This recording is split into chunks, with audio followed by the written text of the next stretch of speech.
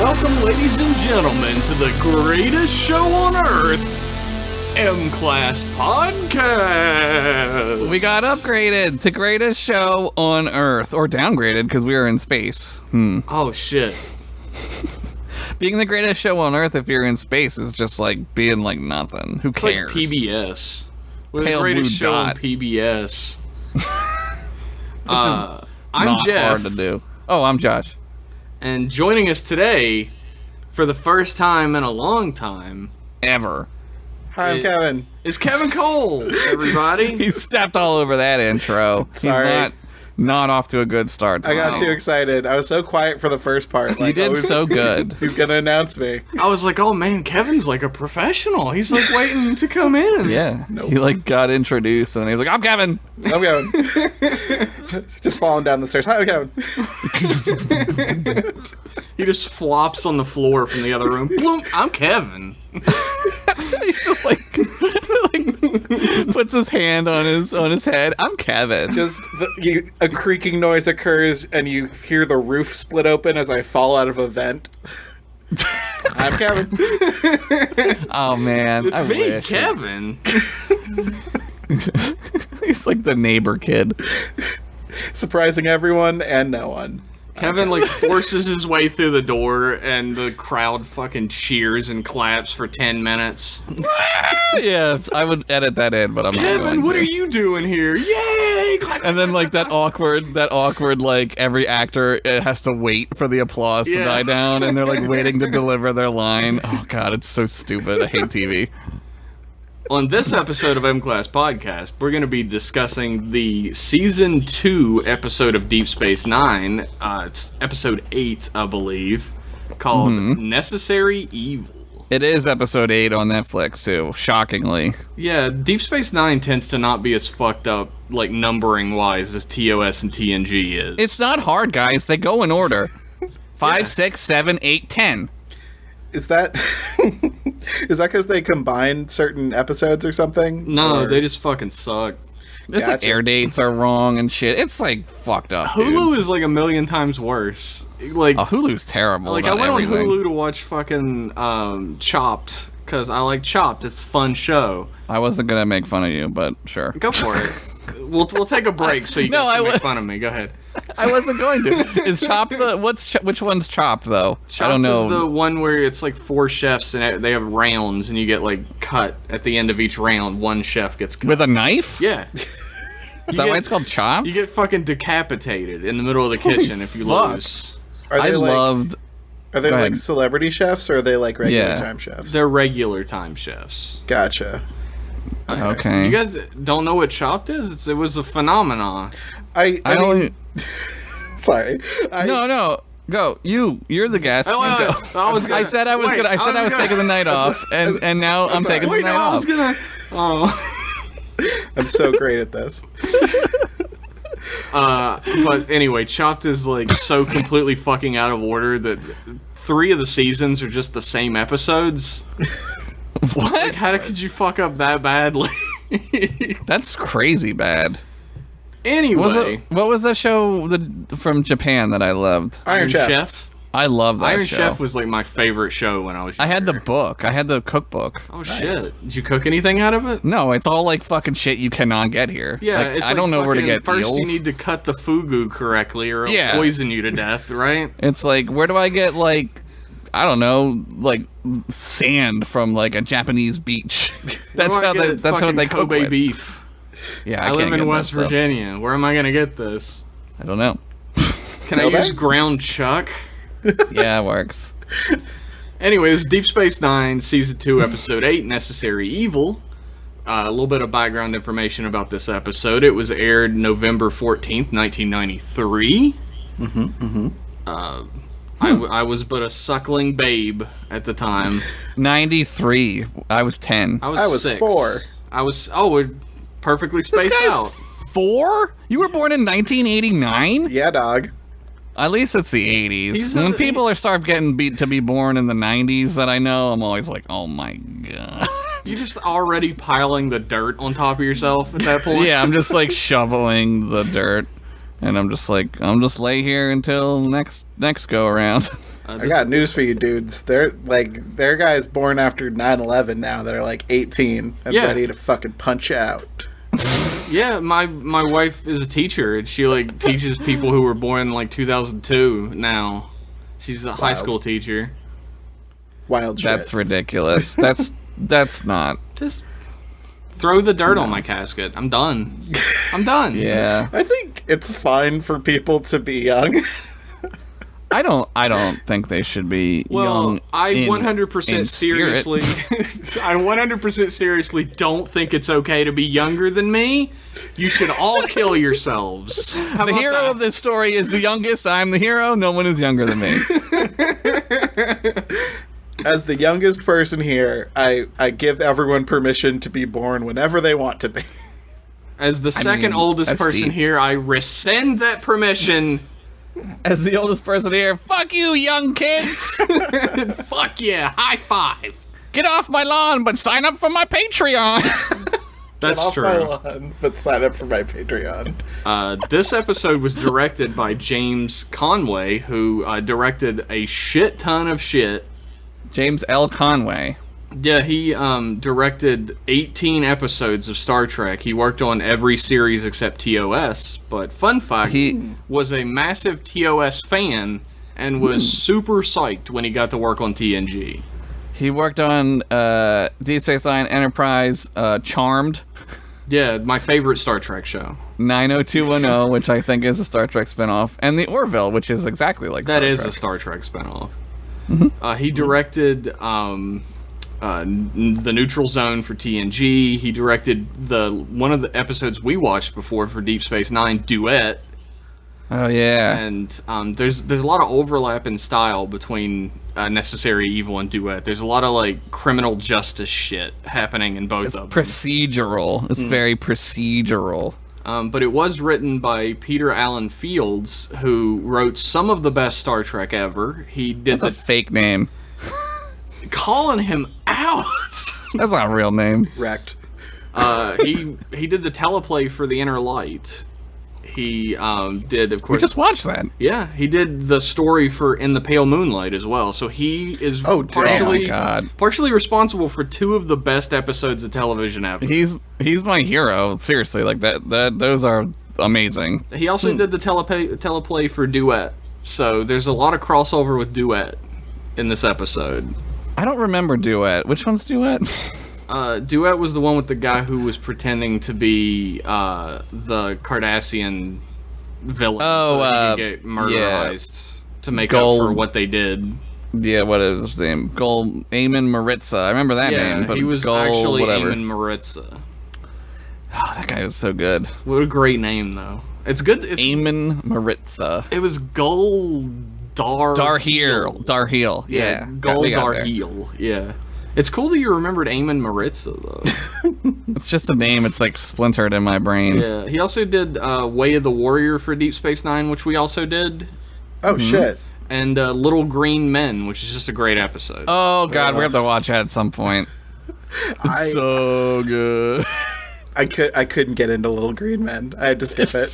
It's so ridiculous. It's in black and white. It's a farcical episode. It's so good. In the middle of like some of the most serious episodes of Deep Space Nine is Little Green Men. It's true. Look, He-Man doesn't work if Orko doesn't come out every now and then, alright? That's true. I think it does, though. Orko's the linchpin. If you can't have Star Wars without Jar Jar, it's the linchpin.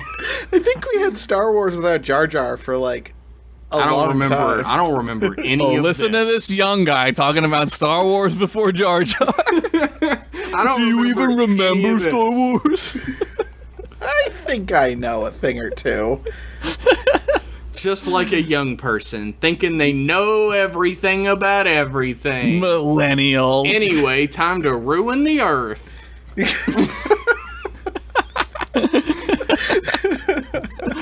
Not my problem. So this episode has quite the pedigree behind it. Great director, great writer, and a great series. It's a season 2 episode, near the beginning of season 2. But season 2 forgot about this episode. Like I was like, this episode's really good. Why don't we watch this one more? This is my favorite episode of season 2, I think, because I'm like the detective story guy, and this is just a detective noir in space. Yeah. Well, you love noir, and this is a noir as fuck. It's a neo-noir in space. My favorite. Cowboy Bebop as fuck. I actually think this is just kind of an okay episode. Like, I'm not coming down on you guys. A differing opinion. I think it's Burn him. He's a witch.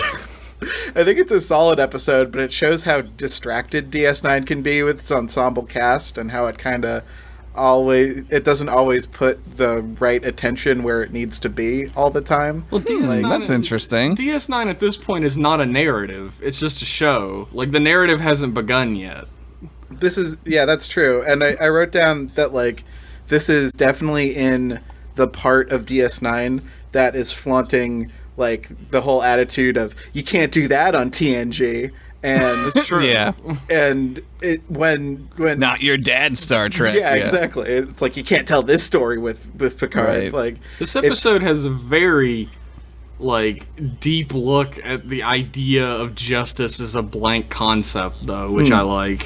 I do like that. But I think when Deep Space Nine, like, explodes and gets amazing is when they figure out what they can only do on Deep Space Nine. Like, right. And they're not just rebelling against their dad. Little green men. Yeah.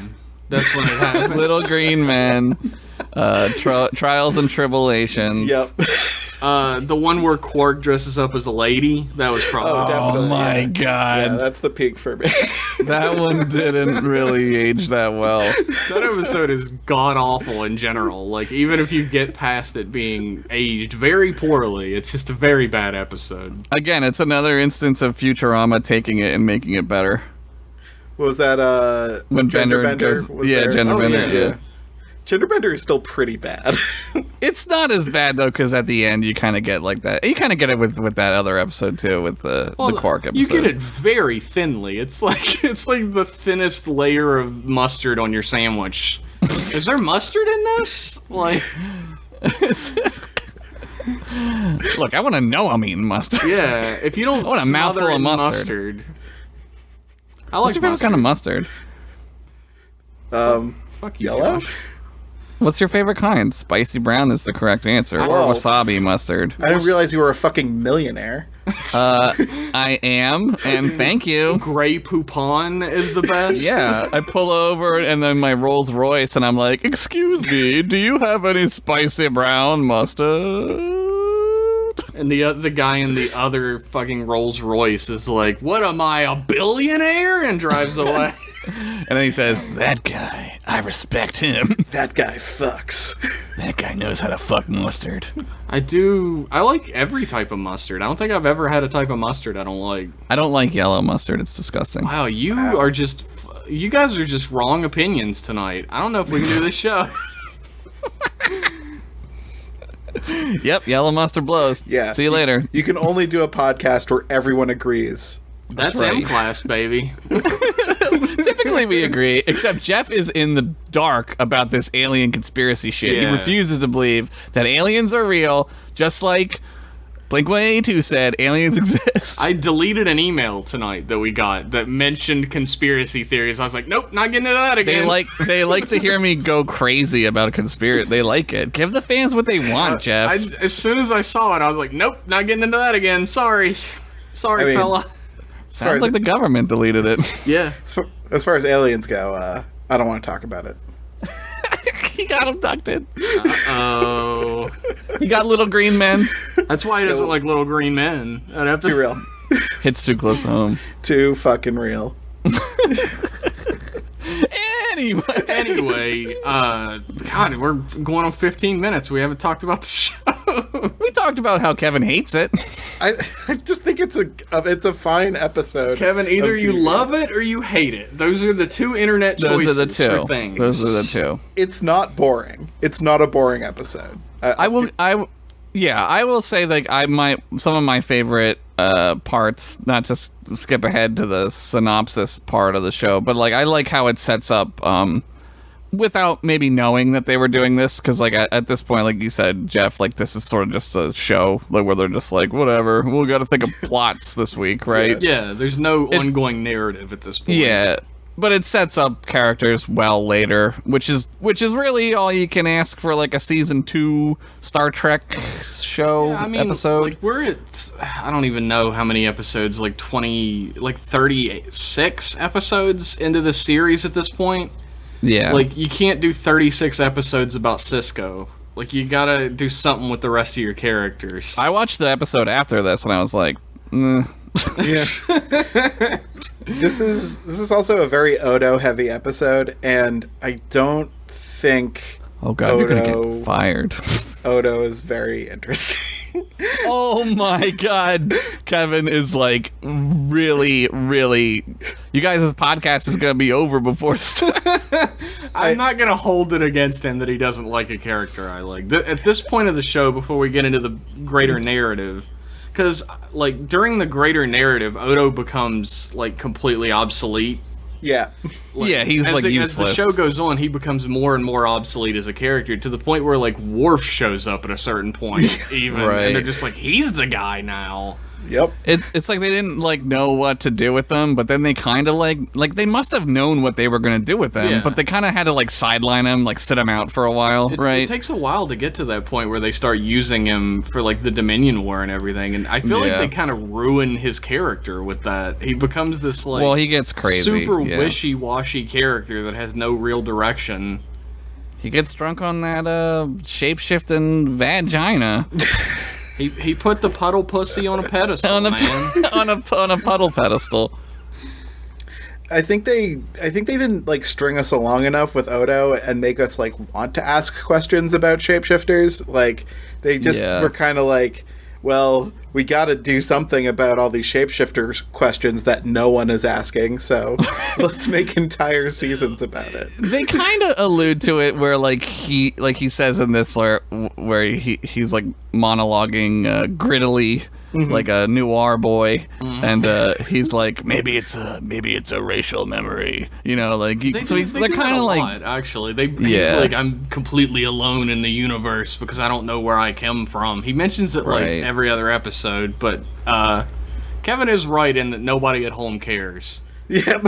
Nobody cared. He seems very much like somebody's OC, like maybe that's why I love him. He's detached from a lot of what happens on DS9, like on purpose, and a lot of this episode is about how he's a outsider, like neutral type dude, but it's not really true. Like all his flaws are really positive, like he cares too much, or like he loves justice until his friends are involved. Like his major flaw to begin with is that he's working for the Nazis and refuses to accept it, which is, I feel like, a bad flaw. I feel like that's a bad flaw. I wanted to talk about that too, and how like, they kind of like one of the good points of the show, I think, is like, you can't be objective and be around Nazis, right? Like he's like I'm just a guy, I'm just a neutral party here, and like Kira's like, you're gonna have to decide sooner or later, like right now, you gotta pick, right? I think Odo has two big flaws throughout this series. One, he's a giant asshole. Yes. He is a big dickhead. Two, he can only turn into leather attaché cases. That's a real weak shape-shifting power he's got going on there. Pretty handy if you lose your luggage. Yeah. And they spent all of their budget on blue lights for the DS9 set and not Odo shape-shifting virtual or computer effects. So it's pretty decent though for like 93, 94. I mean, it's pretty okay. This is some early Secret World of Alex Max shit when he does some transformation. It looks on par with like some of the shit from The Mummy, though. Like you watch, like I love that movie to death. Like, oh yeah, but like you watch The Mummy, I love that movie. But you watch it and you're like, oh, this looks terrible. Like The Mummy looks like shit. Take that shit, Brendan Fraser. Yeah, Blasted. hope you never work again. Fucking wrecked. Yeah, right. I'm gonna see The Mummy 4. Actually, on The Mummy 4? No, I wish, but Fuck. He's Robot Man in the Doom Patrol show. What is that? What? It's a DC show. Doom Patrol? Yeah, Doom Patrol. It's from a comic that's been around since like the 60s. What the fuck is this? I don't even John know what this is. Fun fact of the week for you. Doom Patrol started several months before X-Men, and it's about a bunch of mutant freaks who society shuns that become a superhero team that are led by an old man in a wheelchair. It's got a Rorschach in it. No. It's got a looks like mummy. There's a mummy. Yeah, in a it. Rorschach. Yeah, he's a Rorschach. is not a mummy. He's kind of like a hobo mummy, like a homeless mummy. Like a poor mummy. So he's a zombie. Yeah, a zombie's a poor mummy. Poor Moe's just a dead guy. Yeah, they all have like... Poor mummies everywhere. They always have like... The Doom Patrol all have like powers that aren't great, that are like actually kind of shitty for them. Like Robot Man is a brain in a jar that's in a robot body and he can't feel anything. That sounds awesome. And That's what I want to be. the Mummy, Negative Man, is just like a desiccated body that has a Negative like a Man. ghost in it that he shoots Why out. didn't this comic take off? It's really weird. It's like one of the weirdest comics I've ever read. I never even heard about this. I never knew this was a thing. Is Negative Man just like a fucking pickup artist or something? Like, does he just nag you? nagging everybody. That was quite a stretch, but I'm gonna allow it. How is that? Mummies can't stretch. Their skin's all dry. They put lye on their skin. Negative Man. Hey, that dress would look good on you if you lost like 15 pounds. Wow, such power. God, everyone wants to fuck me. It's too bad I'm a mummy and my dick fell off. But I do have this gold dick. Screws it on. Okay, I think we've gone far enough. See you next week. Let's take a break and we'll come back after these messages and actually probably talk about the show. Who knows?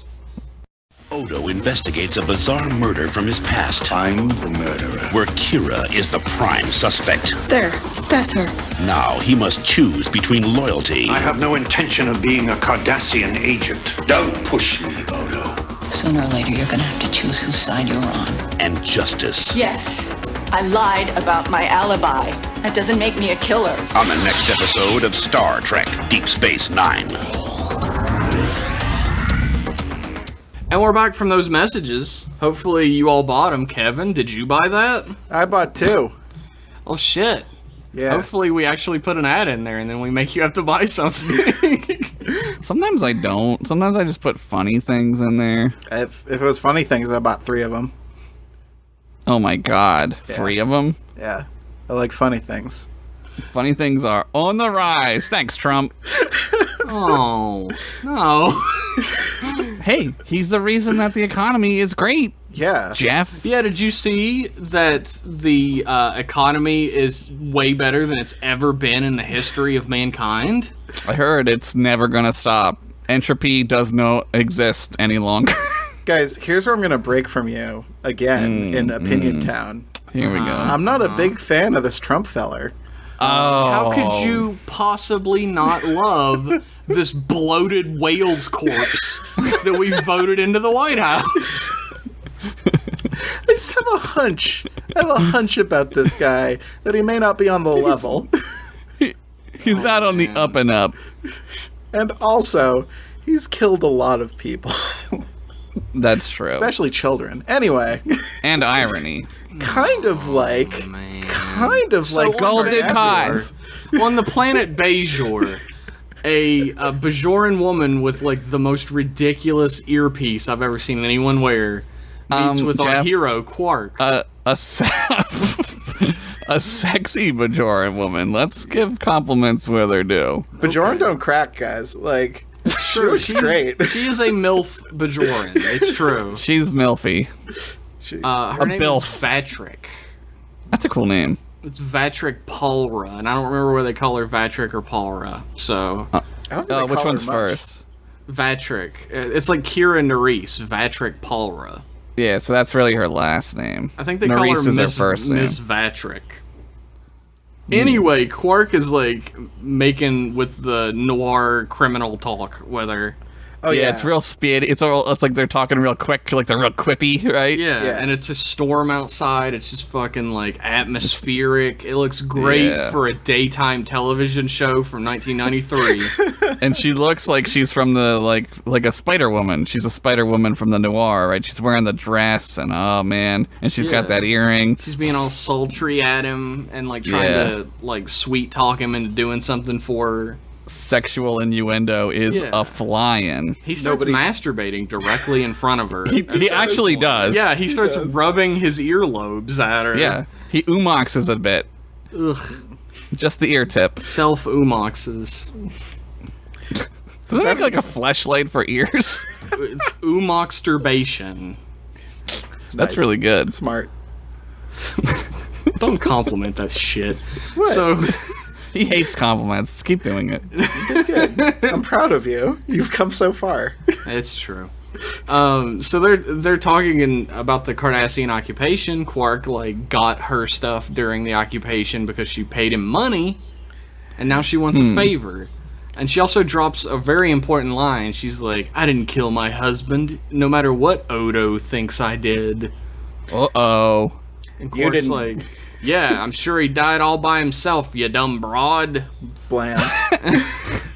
He says that? I remember that. He does say, "You didn't call me to Bajor to talk about tea." But tea actually ends up being kind of important in this. Yeah, it matters. It's like, I thought that was cleverly done. And I kept thinking they were saying ginger tea, and I was like, they have ginger tea? But it's like ginger? What? I thought they were saying ginger too. I thought they were saying like Blarkborkian ginger or something. Oh, maybe it's but it sounds like they're saying ginger. I think it's just ginger tea.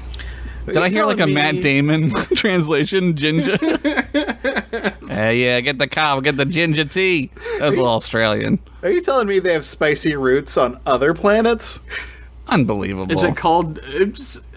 I guess it could be like a translator thing. I was thinking about that in this episode, like, Kira in the past calls him Constable before any of them have had any contact with the Federation. Yeah. And I'm like, are we hearing this through a translator? No. I mean, he's a constable. Constable is like an old Earth thing. They only called bobbies that shit. Yeah, but like, it would be whatever the word is for constable. They would have a word for that. Yeah, I imagine they have some old-timey cop term that translates to constable through it.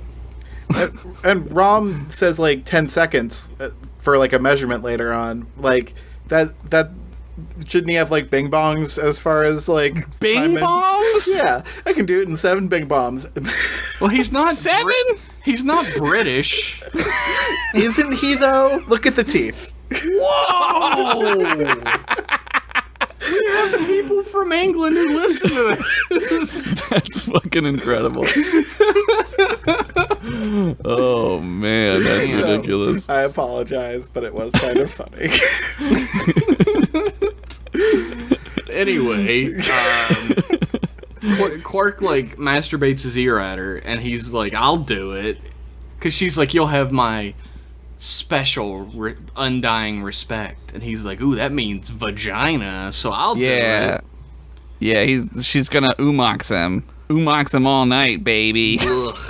And he leaves, and a man steps out. Yeah, that guy. He is Maritza. Like lightning strikes when he steps out. Like he steps out, lightning strikes, and I was like, "Am I supposed to know who this guy is?" He should have timed that better. Oh, sorry, you weren't supposed to see my face yet. Even though you don't know who I am, I'm nobody. I was born 4 hours ago. We always, when Kevin's on here, we always reference stuff from before we started recording that no one's They heard that. get. They heard that before. They heard it. They did not. On Deep Space Nine, Odo has to start. He has to start like recording like logs, like everybody else does, and he's like a petulant fucking child about it. It's so. I thought this was really clever because like it gives him a reason to be noir-y, right? Like there's no reason for him to talk at the recorder like he is, other than he just doesn't want to do it. Yeah. So it's great. Like, it's really clever, I thought. Like, that's the reason. Clever. In character, he's being a petulant child, though. Mm-hmm. And there is like a running theme of memory versus record going on like throughout the mystery. So it's thematically appropriate as well. Yeah. For sure. Like, it was the absolute best way that you could have, like, the neo-noir voiceover going on in this type of show. I mean, it fits into every Star Trek show there's ever been or ever will be. There's always the voiceover at the beginning of every episode. Right. And they could have just done it that way. Like, he could have just been, like, a noir character, and I wouldn't have cared. I'd have been like, oh, this is just a noir episode. Yeah, like, this is more clever, though. Yeah, but it's clever that they give him, like, kind of motivation why he's doing that. And maybe he doesn't even know he's doing it, right? Like, because, like, does he like noir? Like, later you find out he does, right? He likes mysteries. He loves like, reading Mike Hammer novels. Yeah, Mike Hammer. Mike Hammer. Mike Sounds like a Hammer porn has star. the greatest detective name. Like, Sam Spade was the best until Mike Hammer came along. I think I saw Mike Hammer in Oops, Fucked My Stepmom. Oh, That's from man. before we were starting to record. Yeah. We were talking about porn.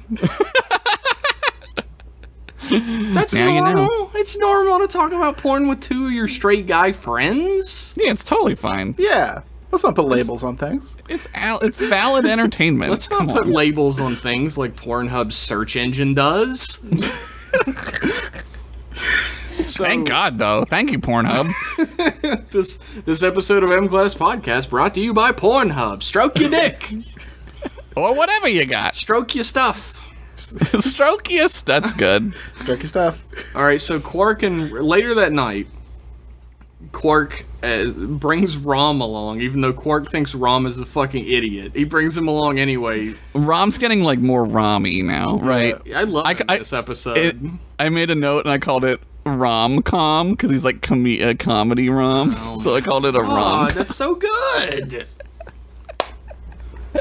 You're welcome. I guess it's important to point out that the sexy, milfy Bajoran lady told Quark that her husband used to have an office on Deep Space a Nine. shop, right? Yeah, he sold it's like chemicals a shop. there.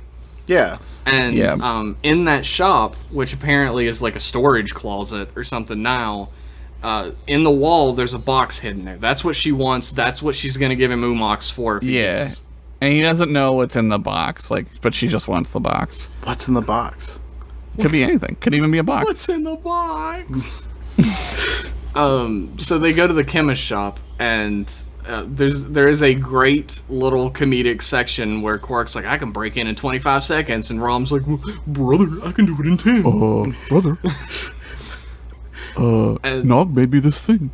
And he also has to come clean about basically, like, having to rob Quark in order to run his bar when he's not there. He's sort of like reverse robbing him, though. Yeah. Like, it's so Rom. Like, he's not robbing him, he's only breaking into the vault to put more latinum into it. Yeah. It's ridiculous. It's hilarious. I love that guy. He's so pure. He might be my favorite Ferengi, and he's the least Ferengi yeah. Ferengi. Grand Nagus Rom. That's true. Spoilers, but it's true. And they get inside, and Rom again, like, admits to, like, wrongdoing for the right reasons and pisses Quark off when he's like, oh, we could just use these drops that burn shit off the wall. Yeah, Quark sucks at heisting. Like, Yeah. What was he gonna do before then? He's like, I'm gonna take 25 seconds to get in here, and then I'm gonna set off a bomb. Yeah. Right. Like, just use the acid, the space acid, that melts starship metal. It's really good. Don't spill that shit. Yeah. Dude, if that gets on your hands, what would it do? You don't My have hands. hands anymore.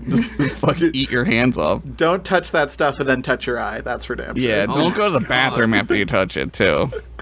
Talk about burning when you pee. Your two dicks will fall right off. Ferengi have two dicks now, I just said it. I thought they just had the third ear down there. Yeah, they don't have a dick. They've just got another ear to Umox down there. Oh, yeah. So, but they find like a tiny little box, which is obviously a pencil case that they've painted. Yeah, or a glasses case maybe from Lens Crafters.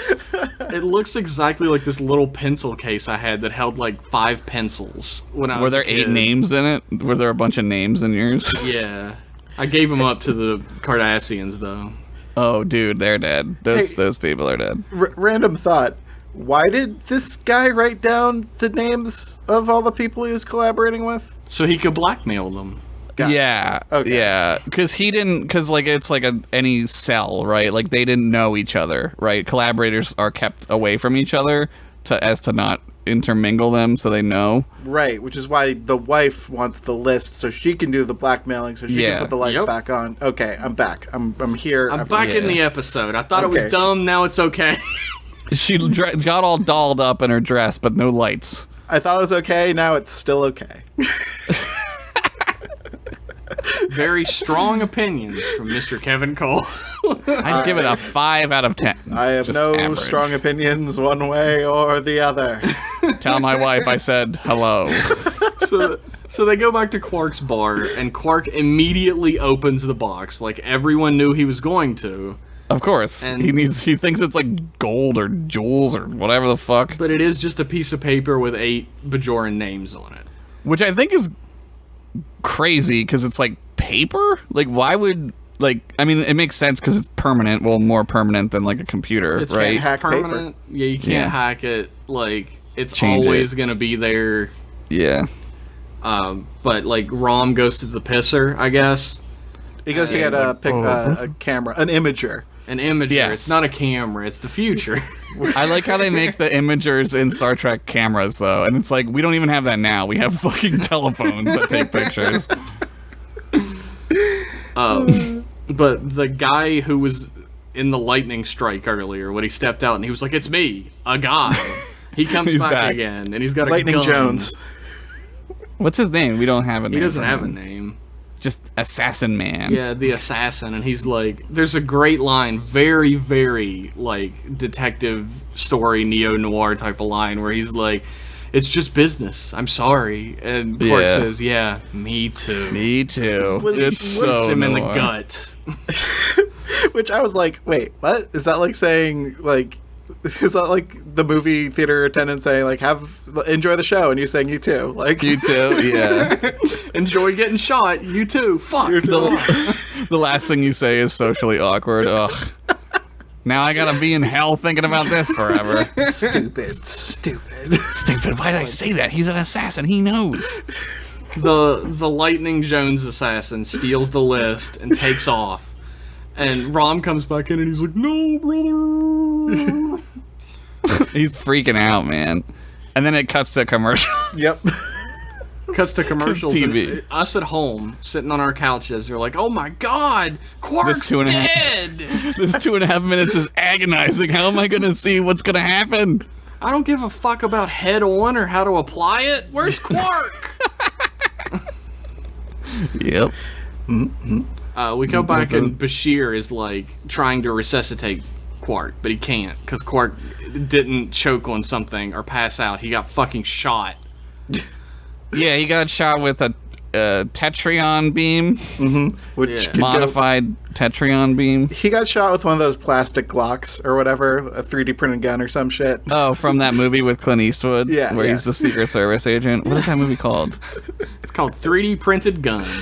They 3D print a gun, but it's before 3D printing, and then like it's just a plastic gun, and that's like the MacGuffin is a guy made a plastic gun.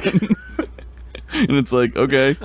They don't even like have that as a problem on this. They're just like, he probably smuggled a gun on board. How the fuck did he do that? Like, how do you not know someone brought a gun on? It only scans for like certain weapon types. Or Rom something? has turbo acid. Like, Yeah, like, do you think an alarm would go off for like duranium eating acid? Like, if it don't drops know, on the like, floor, it's gonna cause decompression. It's like, fuck that shit. If you went to the airport right now with duranium eating acid in your bag, they'd be like, well, it's less liquid than we usually take away from you, so here, you can keep it. Yeah, well, the plane's not made out of duranium, But so if who you cares? brought a gun, they'd stop you. They'd be like, no, no, no. Yes, and they would send me on my way. Slap on the wrist. Excuse me, Hey. sir, you're white, so you can't go on the plane with the gun, but you can go on the plane. Get out of All here, of the you guns, scamp. sir, and then I have to stop and go, oh, and then take my other guns out. And then he holds you upside down and shakes the guns out of your pants. All the guns come out of me. So many guns. And they're like, boom, boom, boom, boom, boom, boom, boom. And then a tiny one of them goes off.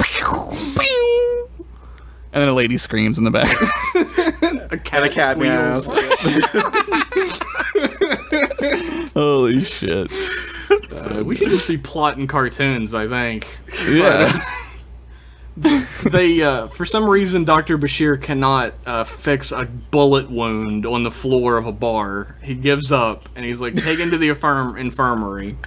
They don't beam him there or anything. No. They just like half-ass him Put him because on it's a Quark. stretcher and take him there. Who cares? It's Quark. He'll die. Whatever. Who cares? Nobody cares. Like, Odo, Cisco, and Kira are just standing there having a conversation. They're just like, do we know who did this? No, I don't know. Well, they know how he's an idiot, and right, like they know. Like one of my favorite parts is like with Rom is like they play him so well. Like they fucking yeah. play him like a fiddle. Oh, yeah. yeah, that's great. It's so good because Rom's a dingus and he's stupid. There is a great line that Cisco says where he's like, oh, he's a friend. He's a friend of the family. His Yeah, son he's a and good my cop. son are friends. Yeah, and I was like, he's overselling the good cop. playing him. Yep. Cisco is so down to clown in his one scene. It's great. It's The clown. He showed up for like 2 hours that day, and he's like, "All right, time to ham it up." he's just fucking Avery doing Brooks layups is on him. always ready. He's always down to clown. He's always ready to ham it up. Yeah, He I love is. him. But finally, Rom's just like, oh, it was a list. You know, he just says it. He fucking spits it out. And Rom takes them over to the ship's storage room. And he's like, oh, it was... he takes Odo there. Cisco isn't in this episode anymore. They didn't pay him enough. No. Yeah, he has to go do whatever vacation day. But He's singing in a jazz something or other later. Right? Piano jazz. He likes that. yeah, he's like a poet as well. He's doing slam poetry Slam poetry. on Bajor. He goes to Bajor and does slam poetry. That sounds cool. I'd go to that. But If it was like, Avery Brooks, I would, yeah. Yeah. Odo has like a Wayne's World flashback where he just immediately stops and stares off into the distance, wide-eyed. Yeah. Something's up with. He knows this shop. He's like, in here, this shop, and Rom's Yeah. like, oh yeah. And it cuts to Odo dressed in what is described as a civilian outfit, but looks more like a uniform than his regular outfit. It looks awesome. Like Yeah, I it does. love his like. It's like so like Blade Runner-y, which I think is probably what they were going for because there's obvious connections there, right? And their blue-ass past lights. Yeah. Oh, yeah. Well, that place was full of fucking death, man. You don't want to see death. Blue lights calm the death down. Yeah. God, a lot I of people love are that. dying in here, but the lighting is so nice. Yeah, I can't really see it, so I guess I'm okay with it. So calming. Cool. It feels cool in here. It's like that kitchen blue that makes you not want to kill yourself. What? What's I need that? some of that. Wait, Yeah. what is it? There's like a hue of turquoise that a lot of 1950s kitchens are painted because it was believed that this color was calming and it would reduce the suicide rate. Of the women who are forced to be in the kitchen all day? Is that the Yep. idea? Yeah. Man, we have always lived in just a hellscape. Just I am a everything good is husband. I bad. painted my kitchen blue. That way my wife won't murder herself. Time to go off to the Ford factory or wherever I work. Whatever exists now. Ring-a-ding-ding. Time to go off to the cigarettes factory. Nobody will ever find anything wrong with these babies. Broads, am I right? Always trying to off themselves. Better smoke a few for my health. The doctor says 2 a day is good. Packs, that is. So Odo, in his cool ass outfit, enters into the chemist shop at the same time he was in our time, which is the future time. Really, it's not our time. It's a great transition. You're like, oh, this is good. This is when I was like, oh, this is good. I like this. And everybody's favorite Joseph Mangala Gul Dukat is there. He's sort of like all of the Nazis put together. He's got like all his fingers in all the Nazi stuff. He pops in there, and Dukat is like sitting down like all like a male model in like a Sears catalog. Yeah. And well, we find out there's a corpse next to him a few minutes later. And this is Dukat, like, at the height of his power. Like, this is, like, his one perfect summer, you know? Yeah, like, what's crazy about Dukat is, like, you think that this is him at the height, right? Like, this is what I like about this episode, like, how it makes the characters better later, is, like, you're, like, the first time you watch this show, you're like, oh, Dukat, he was such a bad guy. Thank God he's not there anymore. You know what I mean? And you're like, oh, we really got away with that one. Like, thank God Dukat's not there anymore, and he probably won't be a problem. But and then, spoiler alert, he turns into like a turbo Satan ghost. And he starts like the deadliest interstellar war in the history of the galaxy. Because a bunch of evil ghosts told him to do it, too. What a scam. What a scamp. What a genocidal scamp. Dukat's like, hey, you ever seen a dead body? He does say that line. It's weird. And Odo's like, yeah, I see the people who die in your labor camps every day. And he's like, no, someone who matters. Yeah. Oh. And he says they're casualties. Yeah, he pulls a rag off of a dead body that he was just lounging next to. Yeah, it's kind of into that, I guess. And he's like, this guy was murdered in his shop. He owns this place. His name's Vatrick. Which is also a cool name. It's the same cool name you said was the cool name earlier. Yeah, it's also cool. That's what I mean. It also a cool name. Yeah, it's still cool. But like he's like, I want you to investigate this murder. And Odo, like anyone, would be like, why? Yeah. Why? It's like a cop, like a fucking cop on the street walked up to me and was like, "Hey Jeff, I want you to investigate this murder." What? He's like, I think you'd be good at it, and he's like, come on, come on. What else are you doing? A neck trick? You going to Cardassian neck trick? Don't be a bitch. Don't be like those broads and not do a thing. Odo, come on, investigate this murder for me. Odo, come on, man. I'll do you a solid later. And Odo's like, all right. Odo's like, nah, I'm not interested. And he's like, but if I'm the one who has to investigate it, I'm just gonna pick 10 Bajorans and then kill them. Right, he just like randomly is, And he's like, then I guess I will. Yeah. You kind of get the sense that Odo sucks. Like Odo kind of sucks, right? Odo is like a wounded dog at this point. Like he won't look at anybody. He keeps like staring at the ground and like refusing eye contact. Well, he's playing the dictator game. Like he's like, I'm not gonna cause any trouble and I'm probably gonna live longer, right? But he's just a little babby slime boy in this one too. Yeah, a babby slime. He's boy. only been alive for like a year or two at this point. Like 4 hours. So it's really like Hitler was like, "Hey, you toddler." And the baby was like, he was like, "Hey, baby, why don't you investigate this murder for me?" And the baby was like, "I don't know. I am a baby. It seems like it would be a bad idea." And he's like, "Come on, baby." Well, I am Hitler, and I am full of bad ideas. But Odo's like, you know what? For the sake of justice, capital J justice, which doesn't involve anything but who's guilty and who isn't guilty, I'll do it. And Odo being like, I suppose everyone from Slime Planet loves justice. Like, just based on me. Based on one, like, surface. Yes. Like, level. I bet nature versus nurture. Nature wins out in Odo's mind every time. I bet everyone on Slime Planet loves pineapple on their pizza. I do. It might not have anything to do with, him being raised in a society oppressed by Nazis. Maybe that's why he likes justice. Nah, slime people. Slime babby. It's a slime babby trait.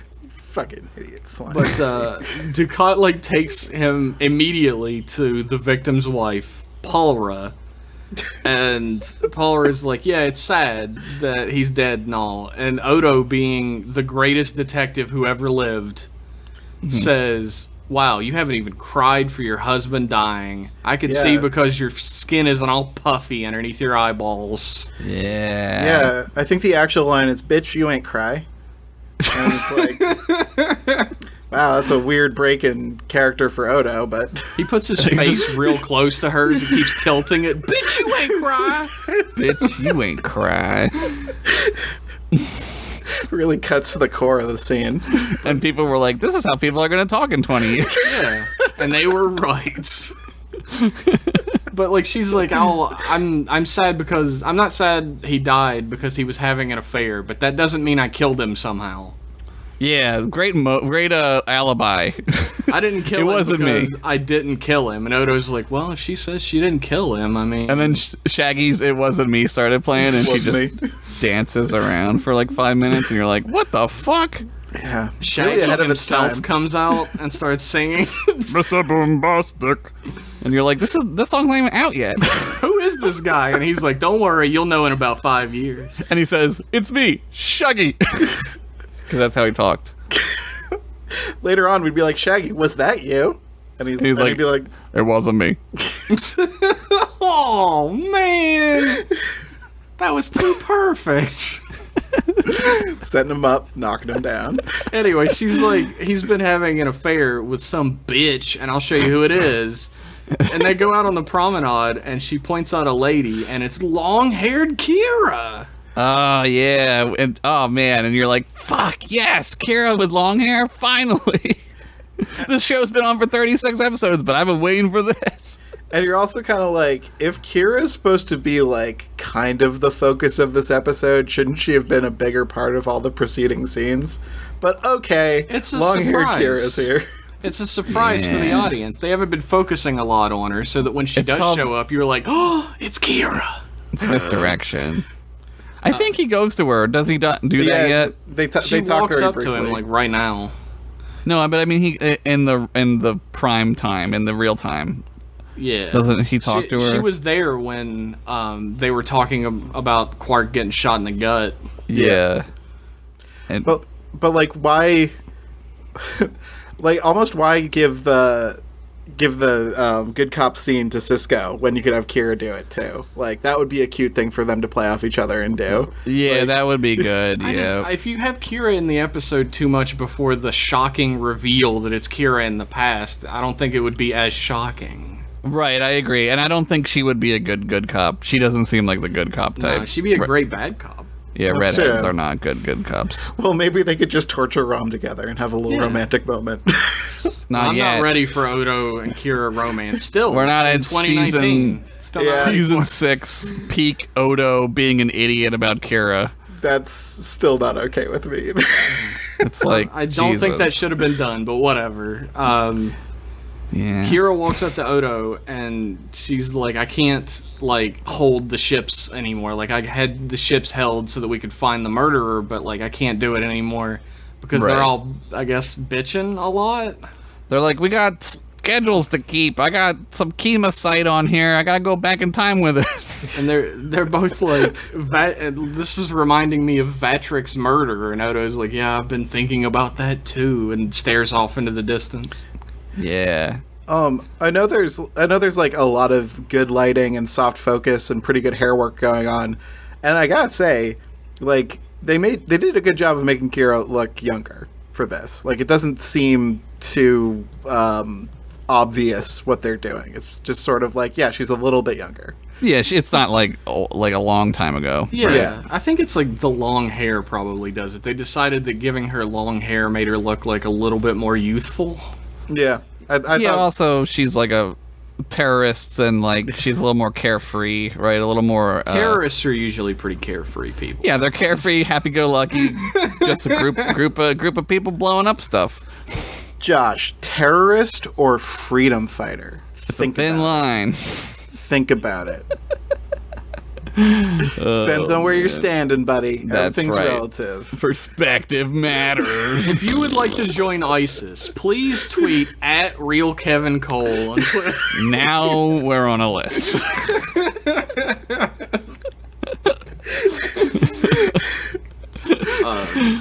I think it's probably about time to take another break, believe it or not.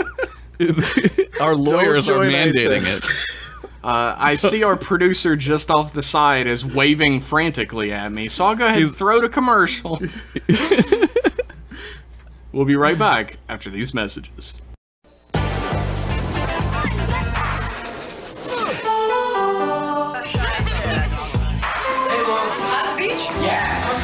We got soda, OJ, purple stuff, and 2 kinds of Sunny D. 2 kinds? Oh, hey. Some kids love the rich and tangy taste of original Sunny Delight. Others go for the lighter texture and smoother orange taste of California style. Moms love the vitamins in both. Hey, your mom is cool. Yeah, I know. Sunny Delight, the good stuff kids go for. And we're back with more of this beautiful, beautiful episode of M-Class Podcast. That Kevin hates. It's okay. It's just average. It's a perfectly competently written episode.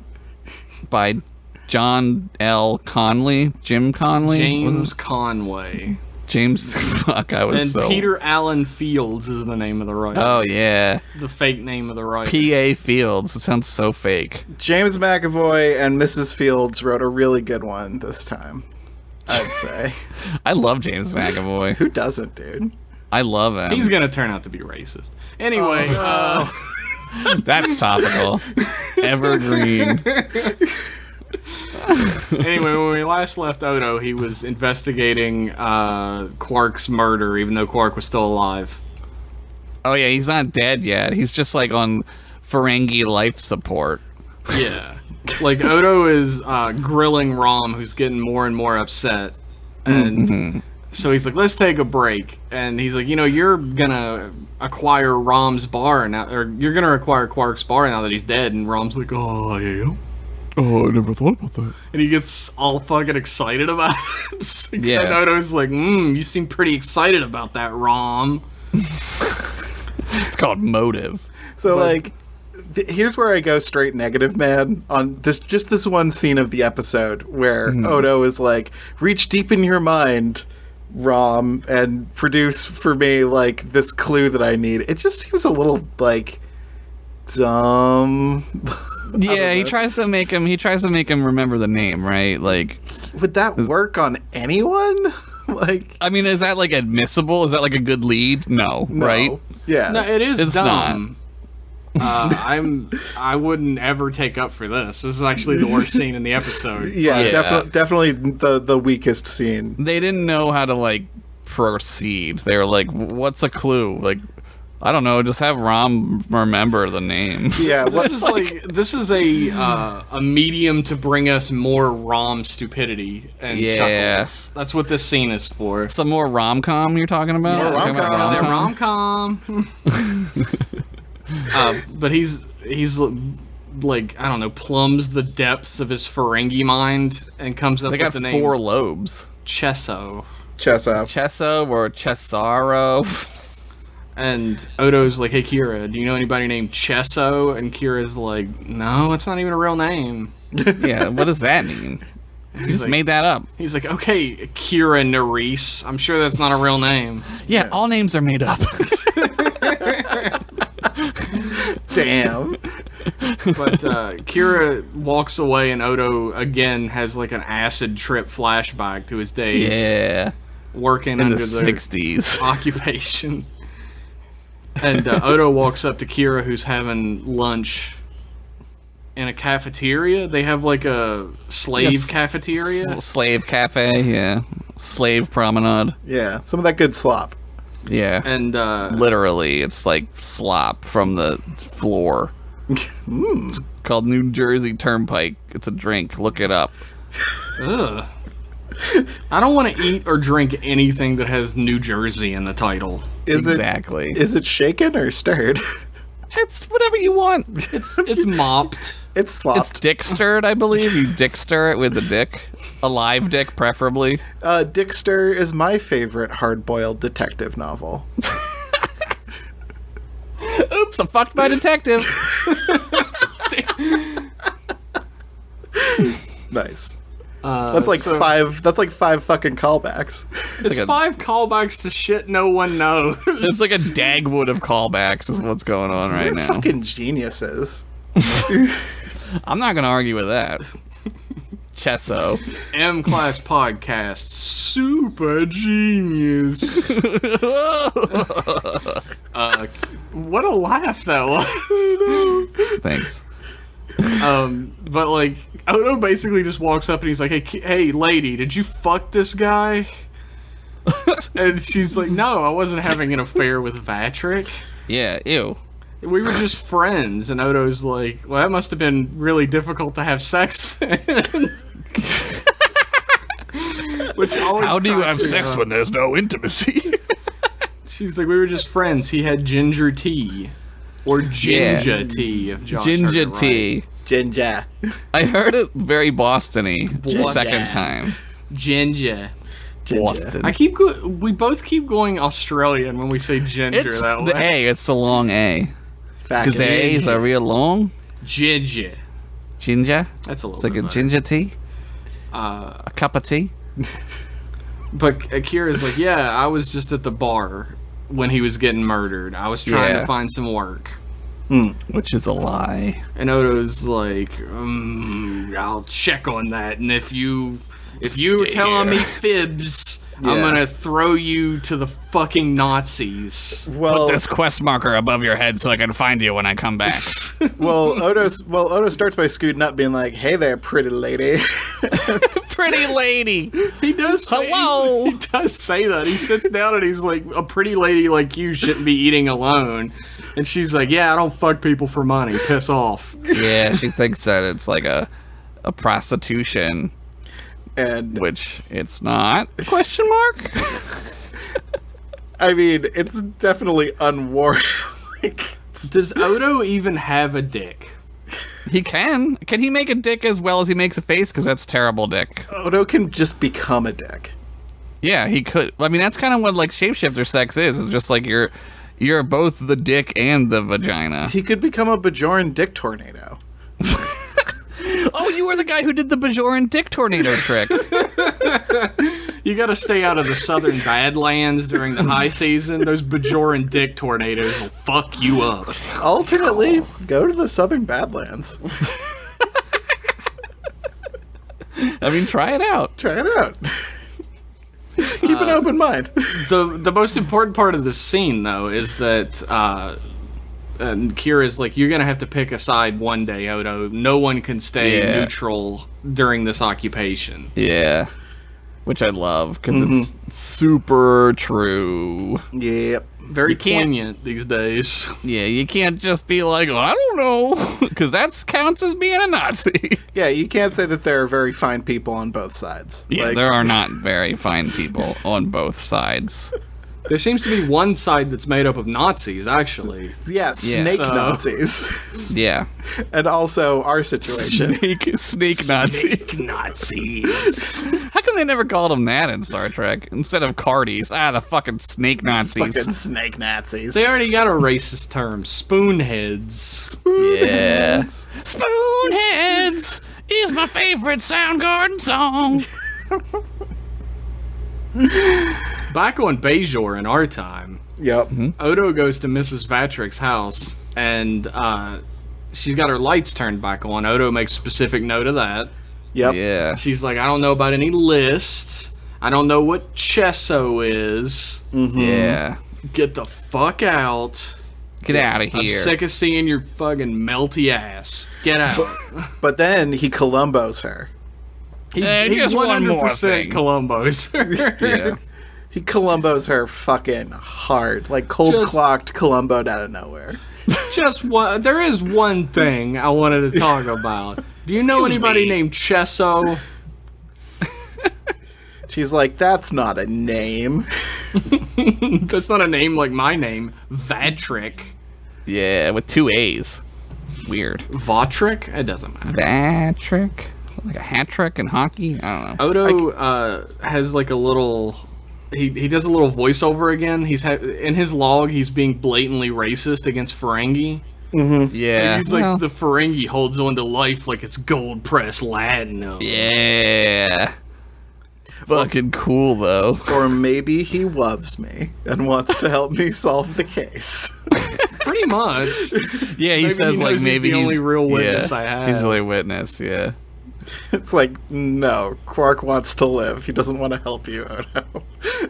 Maybe Odo and Quark are best friends forever. Maybe he went to the where is it? Where do they go? The Grand Heaven Treasury? Nagus. Is that what it's called? Yeah, the and then he talks to the old Grand Nagus, and maybe he's doing that right now. That would be a hilarious B plot, of which this DS9 episode has none. There is no B plot. There's no B plot. It's all straight noir. This episode. Kevin just doesn't like noirs, I don't think. I'm just pointing out the fact that there's no B plot in this episode. There is a B plot. It's called more A plot, bitch. Get used to it. B plot is 2 A plots. I think it's good that this. I think this script is distracted enough as it is. I don't think it really needs a B plot taking our attention away from what needs to happen. I mean, I don't think it needs a B plot. I don't think it's distracted though. I feel like maybe Josh and I watched a different episode. Maybe we did. Maybe I think we just like noirs more, me and you, because we're old and grizzled, and Kevin's a young boy. I'm impatient. From the young times. I'm impatient. Just who did it, right? Just tell me. It's Star Trek. Don't you have scanners or some shit? I don't know. Fucking find out. Just fucking type into the computer who did it, and it'll tell you. It's the future. Extrapolate the position of the Tetrion beam and how tall he was, and also you scan DNA, right? Who was it? I mean, I'll throw this at you. If this really wanted to, like, take a few pages out of Columbo's book, this would be from Kira's perspective, and it would be her covering up evidence from Odo so that he would never find out about what she did. If I want to watch Columbo, I'll watch Columbo. I like this better. I think this makes Kira, like, super cool in my book. Murder makes someone way cooler. I mean, it's totally justifiable. Yeah. I mean, it's he was gonna kill her. Super justifiable. Spoilers, she killed him, by the way. But anyway. I mean, it's like the best way to kill somebody is if they're a Nazi, and this guy was working for the Nazis, so he deserves it. Yeah. We're not even there yet. We gotta get there. Yeah, we're not even there yet. Like, Bashir gives the information up that Quark probably he doesn't know if he's gonna live or die. He's on 50, the precipice. 50. Yeah, which could go either way. It seems like a little flaw in this episode that I'll point out is that getting shot kills you, like even in the future.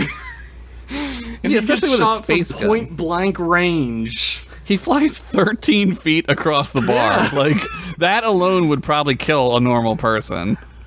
I don't know. It's like his front torso bit is all like roasted marshmallowed up, and like it could just be like a surface wound. I don't know how a flesh wound. Maybe there are no organs there. We don't know how it heats up. Are made. It heats up all the shit in your body. It would just fucking kill you. Like your body can't handle that shit. But it's the future, so medicine saves them. Yeah, maybe they like preserved his brain or some shit. Put new organs in him. Kira stops by to tell Odo. She's like, I think I know who Chesso is. It's a dude named Cesaro. Yeah. And during the occupation, he was there all the time at the station. He was like a mining engineer. He had like a private room, right? Like, is that guy? No. The guy who got killed had the private. They had the private room, yeah. So like that's important. However, Cesaro died. He drowned in a pond at his house. Oh, sure. That sounds normal. Oh, like recently, right? Yeah. And Odo's like, oh shit, Mrs. Vatrick had Cesaro killed. She was like, hey, Chesso. That's Cesaro. Cesaro, yeah. And Quark, like, he also told her Quark is still alive, which at the time seemed like I'm gonna bait her into a trap. Yeah, but really he was just being stupid. Yeah. It's like, I can't believe that this mean woman would ever be a suspect. She said she didn't kill her husband. I believe her. But he's like, he wants a security guard on Quark at all times, just one. Yeah. Send a very short, non-muscular man to stand. This is near my favorite Quark. part of the whole episode. This part coming up is my favorite part. And There make is a sure flashback first. you got to make sure to place a very convenient murder pillow just out of frame above Quark's head. You gotta. Can we get the set decorator to get a murder pillow in here? Make it just big enough to kill someone in their sleep with. Yeah. Does this look like it could smother you? We'll make it work. One with more heft, maybe. We get a little bit of a fabric. flashback here, where we get to see Odo meet Quark, and Quark is a much more happy man during the occupation. He's living it up. He's yucking it the fuck up. This dude. is his perfect summer. Yes, it is. He loves this shit. And he's like, there's someone named Kira Nerys here, and Quark gets as gross as humanly possible for a little bit. And he's like, yeah, she was here. She was showing me her initiative, if you know what I'm saying. Right, which is like a total lie because she's not like that, and Yeah. Quark knows that. But that's a lie that Kira told Quark to say. Like, Well, do we know that, or do we know? She tells him to make up an alibi, so he could have just made it up, right? yeah, that's fair. That's a lot more Quark than it is Kira. Yeah, it's more Quark than Kira, right? He's like, He was like, know, I kind of want to bang her, so I'll make up that I did. He's like, yeah, she gave me some added incentive to hire it. Like, he Yeah. gives like 30 sexual innuendos, and finally Odo goes, is this a sexual thing? He's like the dumbest idiot ever. It's like, yeah, man, he's been hammering it home. At that point, I was like, is Odo me? Oh man, It would explain why you don't like him so much. I like me. enough. Enough. It's okay. It's okay. I'm all right. I'm all right. I'm fine. I'm not great. I'm not- But Odo gets pissed. He's like, you're a fucking liar. And he like grabs him by the collar and pulls him over the table. Very noirish. Yeah. Yeah. And he's like, don't hit me, I didn't have sex with her. I didn't do the umox with the lady. Kira paid money to provide her with an alibi. That's what we Yeah. get from this scene. Yeah, which is not great. Not great. No. Woof. It's really kind of, it's pointing the finger at Kira pretty heavily at this point. Yeah, it looks like he might have done it. We flash ahead to the future, which is the present, but our future. Right. But it's the character's present. Yeah, definitely. Got it, I think. I love how synchronized that was. But Cisco is hanging out at a table in Quark's, and also Dax is in this episode. Yeah, she's here. What? Oh, yeah. Did she say anything? Yes, she says, says, "Oh, that's too bad" or something. She has like one line. Symbiotes. I love being a man sometimes. And In the past, which is our future. But the character's present. But the character's present. they had reconstructed the list, the 8-name list, using Mrs. Vatrick's communication logs and bank Oh yeah, records. it's smart. They're like Starfleet's like real detectives. They're like, why don't we just use the things and get the information? Which is like what the FBI does now. They're just like, why don't we just look at what they're doing? Oh yeah. It's like she had absolutely no contact with 8 people, and then suddenly these 8 people are sending her a shit ton of money. Yeah, 100,000 liras or whatever. Like, how stupid do you have to be as a criminal to be like, all right, I'm gonna have them blackmail this money right into my goddamn bank account? Yeah, don't even launder it. Just fucking make it. Just send it to me right now. Like what? But It's dumb. But Odo walking around being real honest with every suspect he meets is the real justice here. That's the justice. he was trying to Columbo in the era of the actual FBI. It just doesn't work. I have met Columbo, and you, sir, are no Columbo. Tell us about when you met Columbo, Kevin. Did you really meet Columbo? No, that was a lie to sound cool. Oh, I believe I really it. thought you were cool. Odo would be really mad at me for lying to you guys, because lies are the worst thing. Lies are so bad. Lies are worse than Hitlering. Unless they're not. Lies are worse than collaborating with Hitler. But they figure out that the men on the list, the 8 names, were collaborators with the Cardassians, and that's why they're getting blackmailed. And they can't charge her with a crime yet, which is weird. It seems like they should be able to. It's pretty cut and dry at this point. Yeah, I made a note about like how like the ins and outs of the criminal justice system in this part of the galaxy or wherever are a little. They're not. I don't really know what they are. Yeah, they're pretty ill-defined. Yeah, I don't. It's convenient for the episode that like now they can't go get her, right? Even though like that's totally fucking what's happening. Like, any judge would be like, yeah, you can go arrest this lady. Did Bajor do the digging, or did the Federation do the digging? Good question. I think it's like, I don't know, actually, because you have to do it by Bajoran law. Yeah, it might be Bajoran law. That's a good point. Might be red tape. Yeah, so much red tape. Collaborating with the Cardassians during the occupation, a crime. Blackmail, not a crime. Yeah. They would want to know that, though. That would be, like, the thing that the Bajorans would want to know the most. Oh, yeah, they'd be like, oh, you want us to bring this... I could just see the phone call, because they're like, let's bring her up to the station for questioning. Let's get the Bajorans to send her. There's somebody on the other line's like, oh, okay, she's blackmailing 8 collaborators. Let me go ahead and get a pencil. What are those collaborators' names? And they'd be like, time to start executing, folks. Yeah, go ahead and give us those collaborators' names. Yeah. Their addresses, right? Mm-hmm. And what time should we come over to murder you? But after they have their conversation, like, Odo leaves, and the lightning assassin is sitting outside the door, far enough away that he could absolutely not hear anything any of them said, but he did. Mm-hmm. He's got super hearing. Assassins are like that. He's got Bajoran hearing. It's super hearing. It's the earrings help you hear better. It's like an amplifier, like a hearing aid. Cool. Wow. Yeah. Bajorans are cool. They have hearing aids.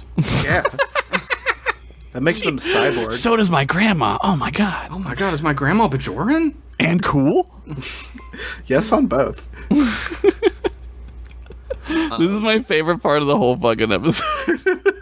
This guy has flowers, like it's like fucking... This guy's a master assassin. He's a master of his craft. Yet. Come on! Let me talk about this! I'm sorry, we're not there yet. Come on!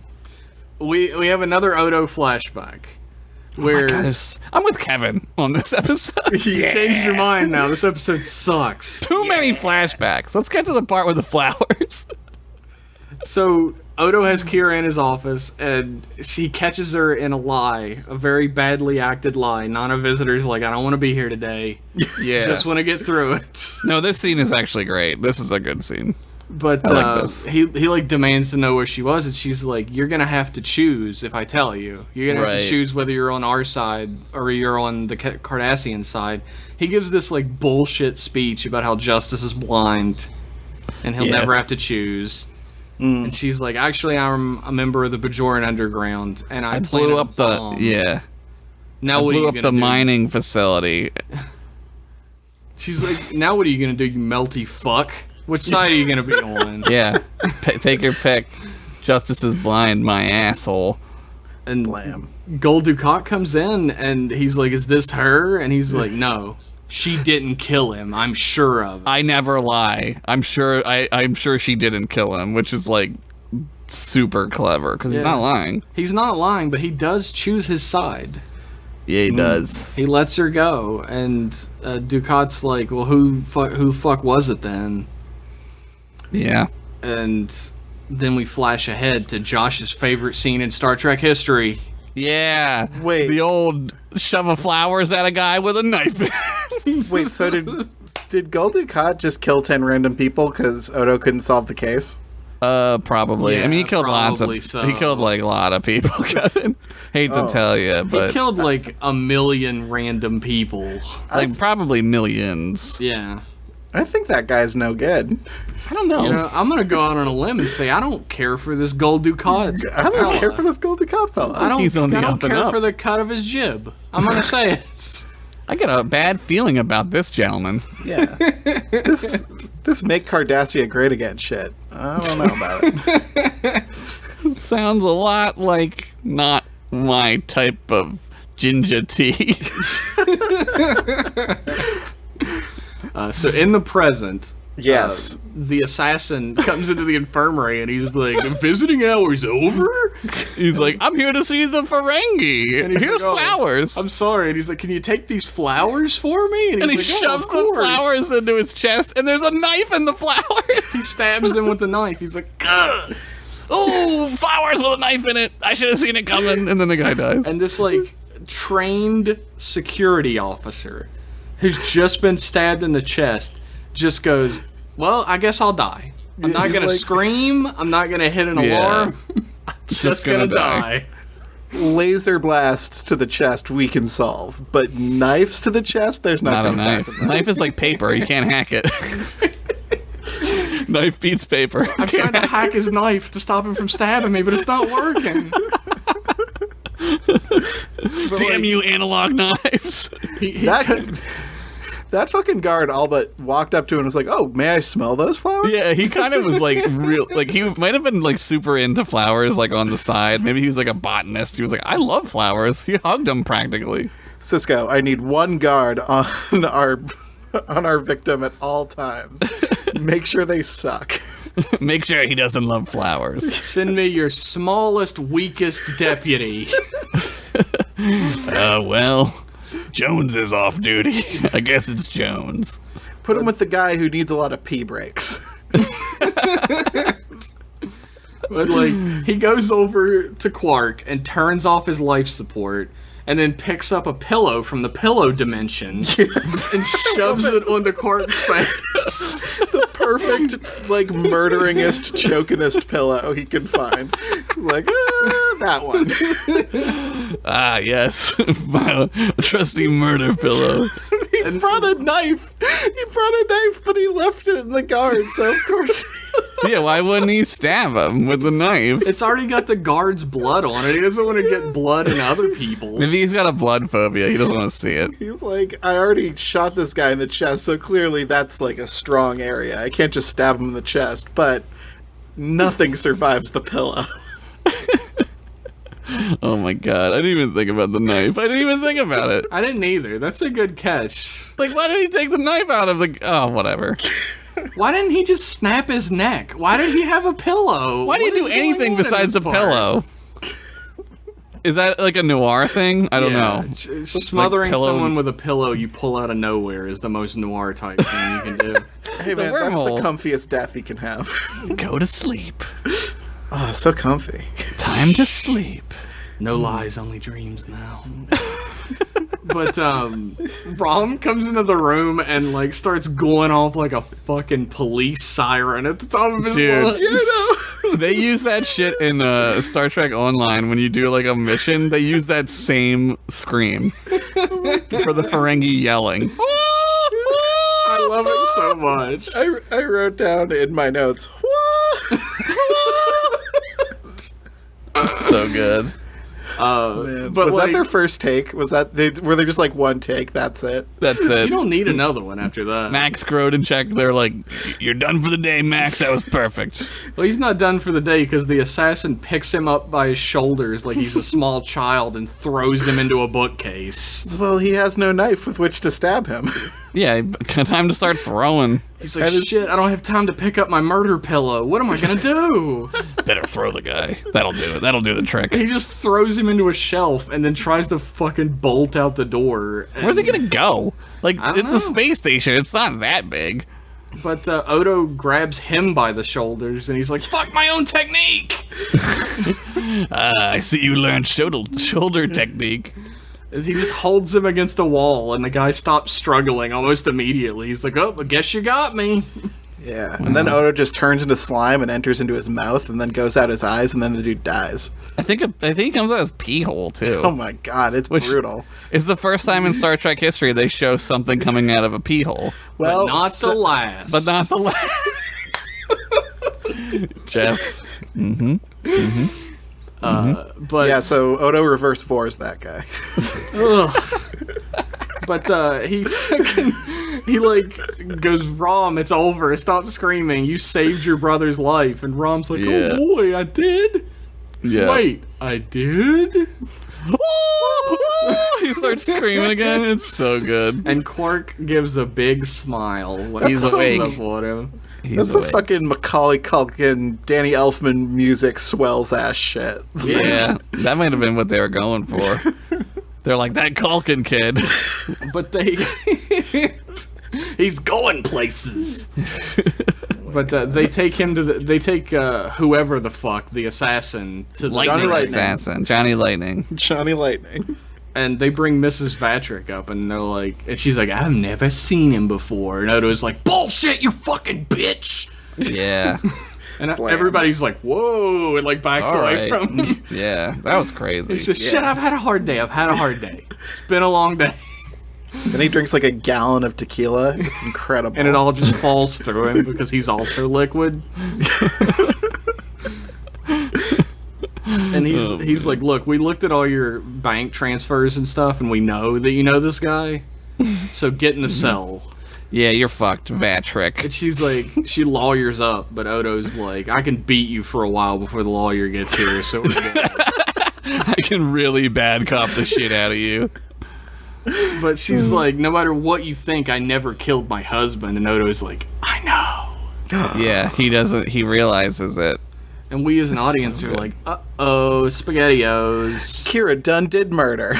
Uh-oh. I love it. I love it so much. They have this, like, really sort of heartfelt back and forth where we learn that, like, they're truly friends at this point. And, like... Yeah. She says that, like, what he thinks really matters to her. Mm-hmm. And they could have had the schmaltzy ending. Like, after she says that she killed him in self-defense, they could have had the schmaltzy ending. Where she says, will you ever be able to trust me again? And he says, of course I will, because we're best friends forever. But instead, he's completely silent and just hangs his head. And that's the end of the episode. It's so good, man. Oh, I love it. Yeah, I really thought that the ending was super strong. And I think it shows that, like, Kira is what was needed back then. And Odo is like Odo's sense of, like, idealism and, like, right and wrong and, like, that sort of uncompromising morality is sort of like what they need right now if Bajor is going to be part of the Federation. Right. Yeah. And absolutely. It's great how, like, they, you know, complement each other, and as friends, again, I don't see the romance in these two very much at all, other than Odo deserves to fuck, I guess, the writers. Right. And Kira's been fucking the president, so now it's time to fuck a shapeshifter?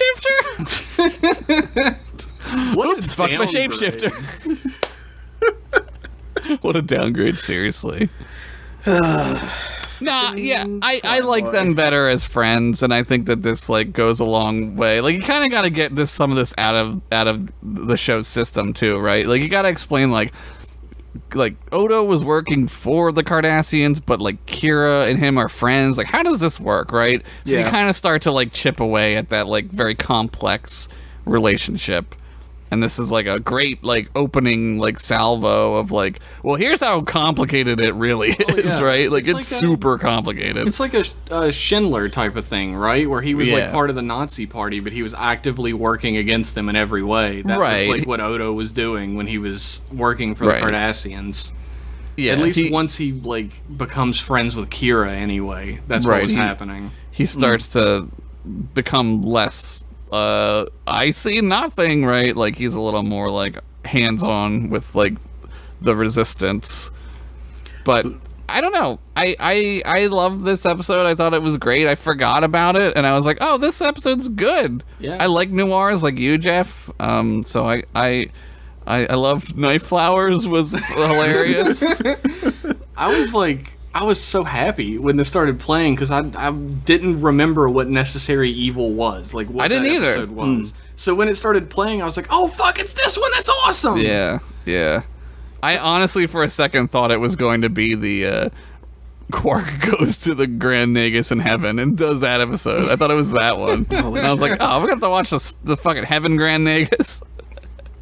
I don't even know what that one's called.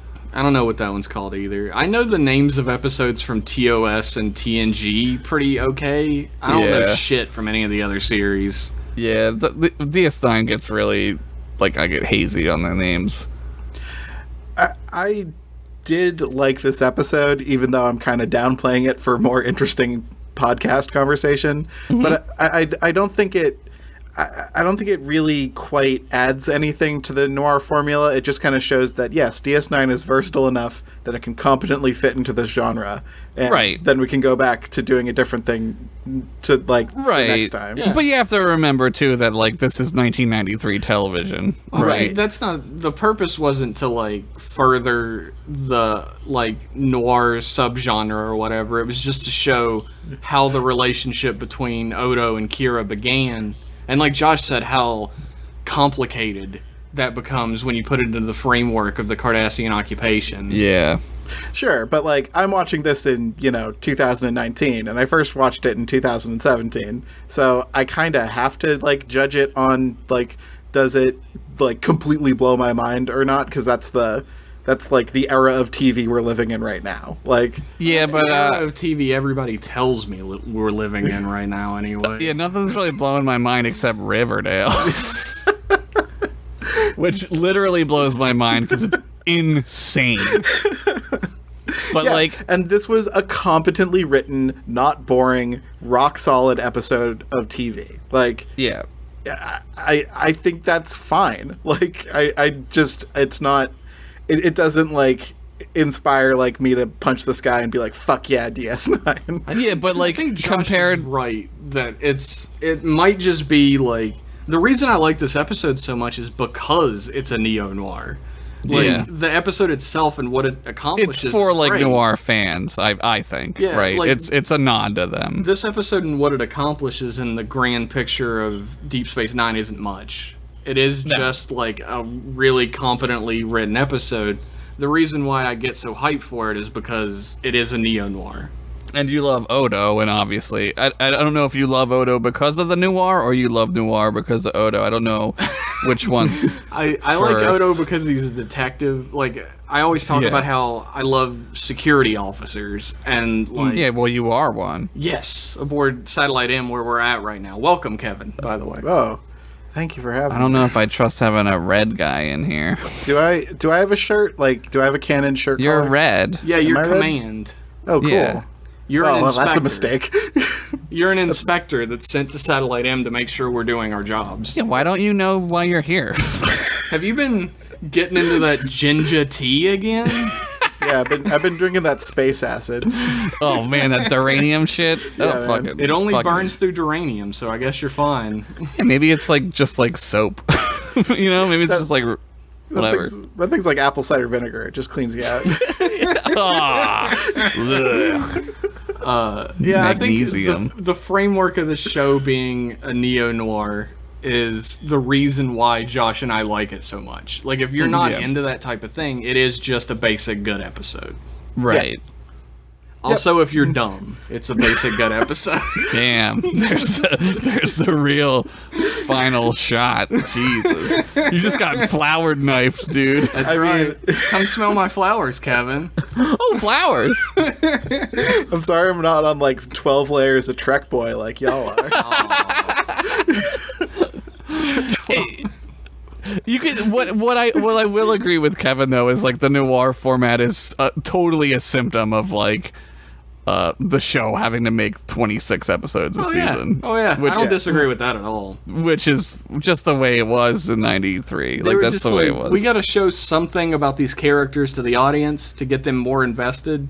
And I really like noir, so I'm gonna make a noir. Yeah. Let's make that one, sure, right? Yeah. And our writers are pulling their fucking eyeballs out. They just want to do something different. They're so tired of space. They're sick of the.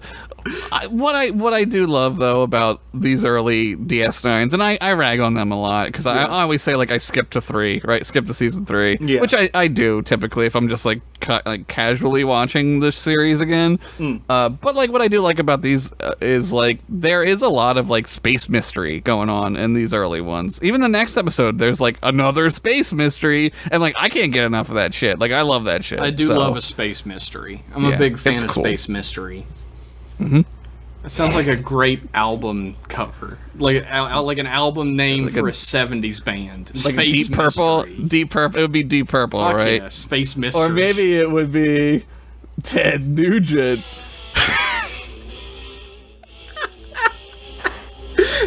I don't think they can hear it. I think it's too quiet. I can whipped hear it out. so I'm sure they can hear it. It's real quiet on my waveform here. Can't believe you worked it in so seamlessly. Kevin, up that sound. Wait, I'm editing this. So John Larroquette fun fact of the week. Uh-huh. There was an entire scene deleted from this episode, filmed and then deleted. Was it the pee hole scene we talked about? No, that was in. We all saw that. Oh, that was in. Yeah. I must have went to the bathroom. It was actually a very important scene that gave an entirely new plot point that they cut. Okay. And it was like Odo was gonna go talk to Palra, Mrs. Whatever. Vatrick? Vatrick. Mrs. Vatrick. And he goes to her quarters or whatever, and as he like knocks on the door, it opens and Gold Ducat comes out. Ooh. And she kisses him goodbye. Ooh. And it reveals that she's been having an affair with Ducat the entire time. Damn. I kind of like that didn't happen. Ducat gets a lot of pussy. And can I say that word on the show? Pussy? You've said it quite often, I think. He gets a lot of that on this show. And like, I don't know. Like, these women are just like falling for his bullshit. He's such a fucking asshole. I mean, she's also like a turbo bitch, so it's a match made in heaven. But and like I like that. I mean, I guess it makes sense that he would use his power over her. Like, that makes sense. That's very evil as fuck. Yeah, it's evil as fuck, but it's also like another red herring that makes it seem like she's responsible for killing her husband. Right. But I mean, like, she was a collaborator too, so like obviously like it makes sense, I think. I'm kind of, you're swinging me here. I kind of am okay with it now. I'm always swinging you, baby. Oh yeah. Mark Alamo or Alamo? I think it's Alamo who plays You got Ducat. He was actually really pissed off that scene got cut. He had this whole like actors. Don't worry, Mark. He has this whole like thing in his head like actors do, where there's this whole backstory and like emotional core to the relationship between Ducat. There's not. And Paul. Ducat's not. He doesn't care. He'll fuck anything.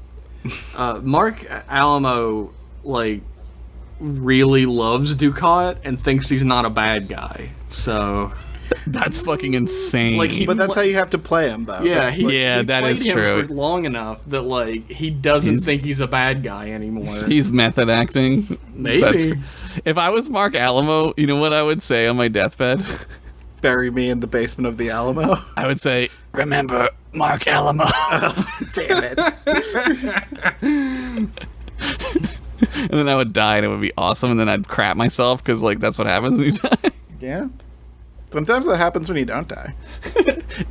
Chances are it will happen before you die. Like 1-to-1 it's gonna happen to you. I hope so. I hope so. Something to look forward to. Let's give him something to talk about. He does another John Larroquette fun fact of the week. Earlier pointed out by Kevin. He stops, turns around, and says one more thing. He also says all part of a routine investigation, which are both phrases said in every single episode of Columbo.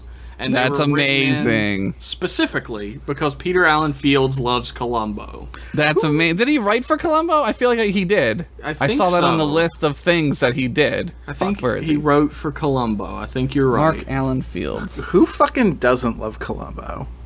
You know what? I found an artist the other day that draws. This goes back to an earlier conversation that wasn't recorded about furries. He draws nothing but furries of the band Journey, Seinfeld, and Columbo. That rules. I was like, this is a combination of things I never thought I would see, and I'm glad I lived long enough to see them. It's a very specific fan set there. Great art, too, by the way. They do animations. They looked great. Holy shit. I don't see anything about Columbo I in don't this think... thing. I think maybe the director had directed episodes Yeah, of maybe Columbo. that James L. Conway. Let's see. MacGyver, which is kind of like a Columbo. Yeah, that's just Columbo with science. Yeah, he's like a science Columbo. Smallville? Is that Columbo? No, that's Smallville. It's Super Columbo. That's Super Columbo. Super Columbo. What else here? I said 90210, kind of Columbo-y. That's like 6 Columbos trying to navigate through their early 20s. Young Columbo. Columbo, the Young Adventures. That's Young it. Columbo. Legend? The movie? Did you write the... No, that's not There's him. a Satan Columbo in that one. It's not the movie. It's a show. Science fiction western. There you go. That was the name of the show? It ran on UPN from April 18th, 1995 to August 22nd, 1995. So a good 4 months. So Damn. a great show. Yep. Guys ever feel just like a Columbo in the wind? Every day of my goddamn life, Kevin. Yeah, true that. True fucking that. Do you guys have any closing thoughts about this episode or Deep Space Nine in general? I'm gonna say Kevin didn't sway me with his constant pessimism. I still like this episode. I'm gonna say you guys kind of swayed me, and like this episode is pretty good. But I don't know. It's like a 6 out of 10. I think I was gonna say earlier, Kevin. I think you're comparing it to the other episodes in this show, and like that's really gonna lower the grade, right? Like, Sure, yeah. There's so many episodes in this show where you're like, oh, this is incredible. This is probably like I think either you or Jeff said this is probably one of the best episodes in like season 2. That's Yeah. my favorite. Damn sight better than anything in season 1. Yes, Like- it's way a step ahead of season 1, where they're like, I don't know, Dax gets kidnapped. Like, And you're like, look, sure. I got an idea for this week's episode. A bunch of aliens come on and they have to do jump rope and jump on skip blocks. They get sucked inside of a video game. Kids love them. All right, Mr. Fields. That's PA Fields to you, Junior. So Go get me a that's big my, red bubble gum. Big red bubblegum. that's my ruling on this episode. Could be worse. 6 out of 10. 6 try it. You're giving it a 6 try it. Try it. Yeah. I feel like your rating of this episode keeps going down every time you say it's gone up. You're like, it's okay, and then it became, it's pretty good. He And started now out at it's, like a 3. He was at like a hard 3. So he's got like double, so that's good. It's true. Yeah. I would give it, if I would give it ratings now, I'll try it. I'll give it like a 8.5. Yeah, I would say I'd probably give That's it a strong B. A middling B. I was gonna give it an 8 actually, so I think I'll stick give with it- that. I'll give it. I'll give it the 85% because like looks better. The number just looks better to me. I'll go out on a limb and say that you guys watch more Star Trek than I do. So perhaps you have much more context from which to appreciate this multifaceted Well, duel. we have seen a lot more terrible Star Trek than you. Kevin, I don't think us having more experience with Star Trek negates your view on it at all. I don't think. It's like I always say about Star Trek. You lose it if you don't use it. Perspective is everything. Oh, God. Here we go. Read us your essay that you wrote, Kevin. No, we have to go. The dictionary defines. All right, that's Hitler. it. I'm gonna go ahead and cut that off right now. I would like to take this opportunity to thank everyone for tuning in today to M Class Podcast. Oh, yeah. Do you guys want to pitch something, both of you together, that you want people to go look at? As a matter of fact, I would. I There would you go. also. Kevin and I have finally decided that it's time for the world to receive our seed. I mean, podcast. This was a mistake. Actually, Kevin and I have started a podcast together. It's called Original Characters. Yeah. And there's an episode of it now. It's good. It's So only- I It's on SoundCloud and iTunes. I don't know if it ended up on YouTube, actually. I didn't put it there. So. Then it didn't. Sorry. It's fine. It'll end up there eventually. Yeah. It's edited by Kevin, art by me, and the whole concept of it is every episode we're gonna jump into a franchise's fandom, learn about that fandom, and create our own original fan characters. The first episode, I'm sure you can guess what it's about from that description. We did Sonic. It's Sonic the Hedgehog, and it is a laugh riot. You can find it on Twitter at OGOCPod. We also incorporate fan and listener submitted original characters into our original characters' worlds. Sort of come up with a cosmology for everyone to live in. It is so dumb and fun. Yeah, it's great. I hope you guys will like it. I was there for the drunken incarnation of this the night that you guys were deep fucking diving into Sonic fandom, and I was like shocked. I don't know why. I don't know why I was shocked, but it was fucking hilarious. It's arresting. It's like the amount of emotional honesty. It's too much. Yeah, it's like way too much. It's like seeing like a nude for the first time as a child, and you're like, oh my god, that's a person. That is. And you're like, oh, maybe later. Yeah, I'll get it later when I'm ready. Right, Wiener? If you would like some of that, you can head on over to @OGOCPod on Twitter, and you'll find all the relevant links that you'll hope to find. I just followed iTunes, SoundCloud, whatever you want. We're on it. Yo, we got Josh following us. He's got like 1,000 followers. Yep. Oh my god, Josh has got like 100 followers. He's gonna make us so famous. Yep. They're not gonna like spoil too much, but there might be an episode with Josh on it sometime. Yeah. Yes. I told you my idea, right? We're Maybe gonna you do liked that it. actually. We'll talk about that all right after this. Okay. That sounds good. They If you- can't hear it. No. They'll not be able to hear it until a little bit before it happens so that they can take part in it. Yes. Just like our porn talk. What? Yeah. See you next week. Wait! Kevin, where can people follow you on the internet?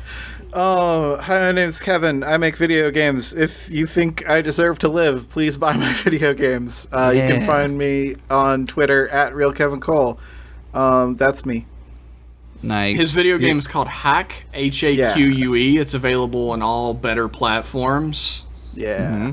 It's only it on your $15. Fucking buy it and play it, you goddamn pieces of shit. Why won't you play it? It's just great. Are you too good for it? Play You it. think you're too good sucks. for Hack, you idiot? Fuck It's the you. best. I think Why are they're you like- here? Fuck off. Fuck off and play Hack. What are you Play doing? it right the fuck now, you stupid morons. Anyway, that's HAQUE. It's a beautiful game. I think you'll enjoy it. I'm glad you guys like it so much. Fuck yeah. I'm willing to alienate my audience. You can follow this podcast at mclasspodcast on Twitter. There's a website. It's mclasspodcast.wordpress.com where you can find out all the things we've done before. And we got a great little Patreon over at patreon.com/mclasspodcast where you can Give us your money. Yeah. Money, please. Money, please. You can get new podcasts, more art, more audio, more blogs, just more of everything, man. Yeah. For as low as like $1 a month. Yeah, and then you get the thing for free. If you do $5 a month, you get early access to the next show we're going to do called right. M-Class Emails. And if you would like to have your email read on that show, you can ship it on over to mclassemail@gmail.com. No S's. Singular. There's legend of a time when it wasn't singular. I've never heard this. This is news to Jeff. This is a revisionist history going on M-Class Podcast. Do it. Participate. Please please do. Yeah. Thanks, everybody, again, for tuning in. Thanks to Kevin Cole for being on the podcast today. Thanks you, for Kevin. having me. And we will see you in 1 week's time for more M-Class goodness. Bye. Bye-bye.